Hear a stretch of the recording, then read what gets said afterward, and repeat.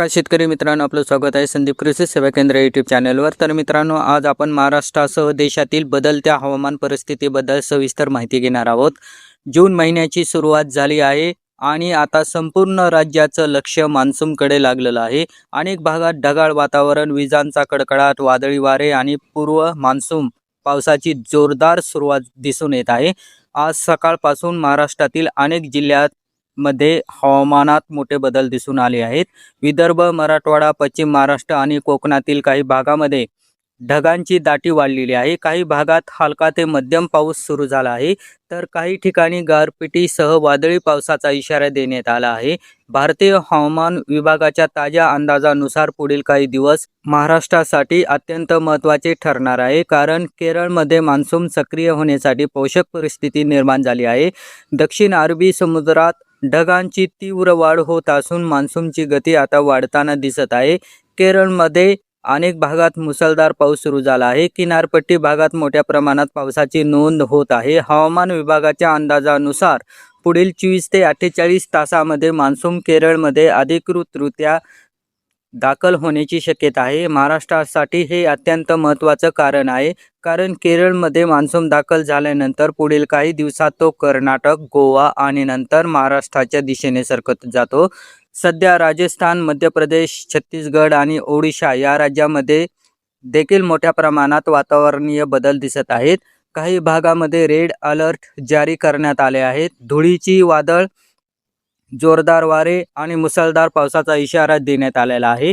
महाराष्ट्रात देखील काल उशिरा अनेक जिल्ह्यासाठी ऑरेंज अलर्ट जारी करण्यात आला होता।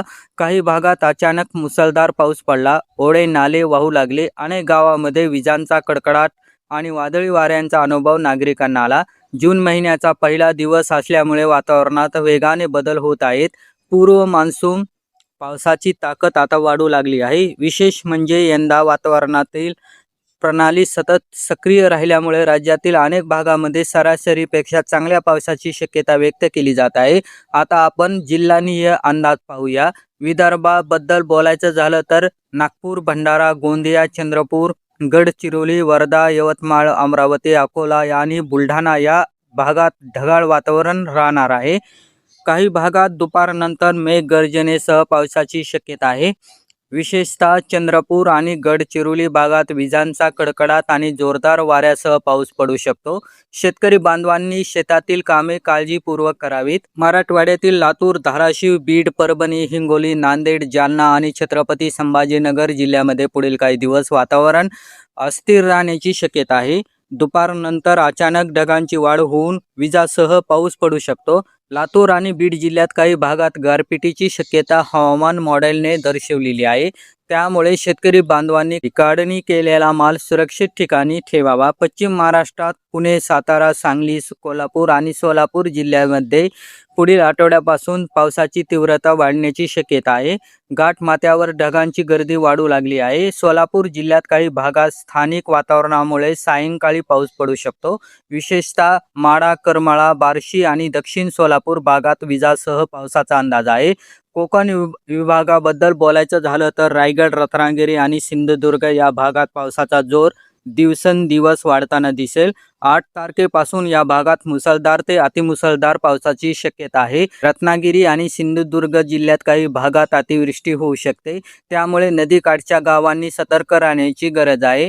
उत्तर महाराष्ट्रात नाशिक, धुळे, नंदुरबार आणि जळगाव जिल्ह्यात सुरुवातीला कमी प्रमाणात पाऊस दिसत असला तरी पुढील काळात वातावरण अनुकूल होत जाईल। जळगाव आणि धुळे जिल्ह्यासह विजांचा हलक्या पावसाची शक्यता आहे। मित्रांनो, आता आपण पुढील 10 ते 15 दिवसांचा विस्तृत अंदाज समजून घेऊया। 2 तारखेपासून महाराष्ट्रातील उष्णतेची लाट जवळपास संपुष्टात येईल।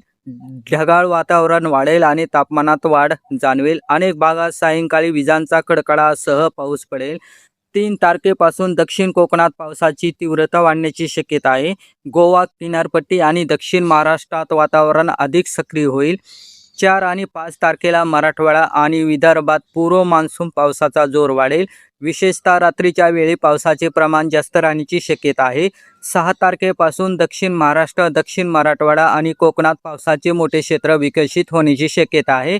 7 आणि 8 तारखेला राज्यातील अनेक भागात जोरदार पाऊस सुरू होईल. विशेषतः पुणे, घाटमाता, सातारा, कोल्हापूर, सांगली आणि रत्नागिरी भागात मुसळधार पाऊस होण्याची शक्यता हवामान मॉडेल दाखवत आहेत.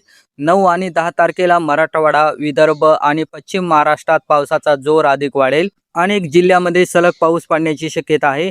हवामान तज्ज्ञांच्या मते 10 ते 12 तारखेच्या दरम्यान महाराष्ट्रात मान्सून अधिक सक्रिय होण्याची शक्यता आहे. कोकण किनारपट्टीत मान्सून आधी दाखल होईल आणि त्यानंतर हळूहळू राज्यभर विस्तारेल. मित्रांनो, सध्या वातावरणात जे बदल दिसत आहे ते मान्सूनसाठी अत्यंत सकारात्मक मानले जात आहेत.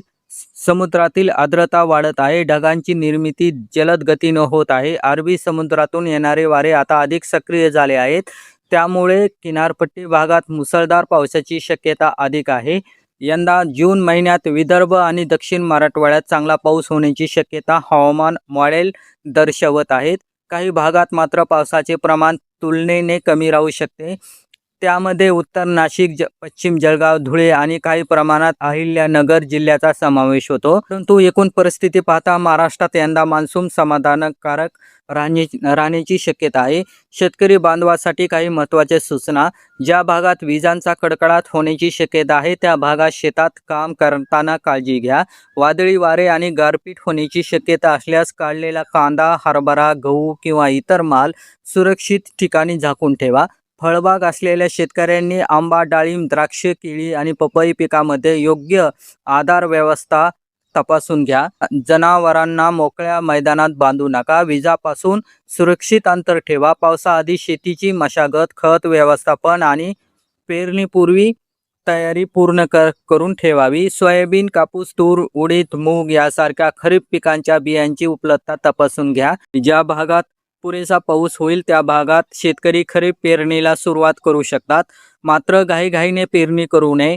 किमान सातत्याने चांगला पाऊस पडल्यावरच मुख्य पेरणी करावी. मित्रांनो, हवामान सतत बदलत असतं, त्यामुळे दररोज नवीन अपडेट पाहणं अत्यंत महत्त्वाचं आहे. कारण वातावरणातील लहान बदलांचा थेट परिणाम शेतीवर होऊ शकतो. आपल्या संदीप कृषी सेवा केंद्र चॅनलवर आपण दररोज हवामान अंदाज, बाजारभाव, शेती मार्गदर्शन, औषध व्यवस्थापन, खत व्यवस्थापन, आधुनिक शेती तंत्रज्ञान आणि शेतकऱ्यासाठी उपयुक्त माहिती आता आपण देत राहणार आहोत. तर म्हणून चॅनलला नक्की सबस्क्राईब करा आणि बेल आयकॉन दाबायला विसरू नका. तुमच्या गावात पाऊस सुरू झाला आहे का? कमेंटमध्ये तुमच्या गावाचं नाव आणि सध्याची परिस्थिती जरूर सांगा. व्हिडिओ आवडला असेल तर लाईक करा. जास्तीत जास्त शेतकरी बांधवापर्यंत शेअर करा. धन्यवाद. जय जवान, जय किसान.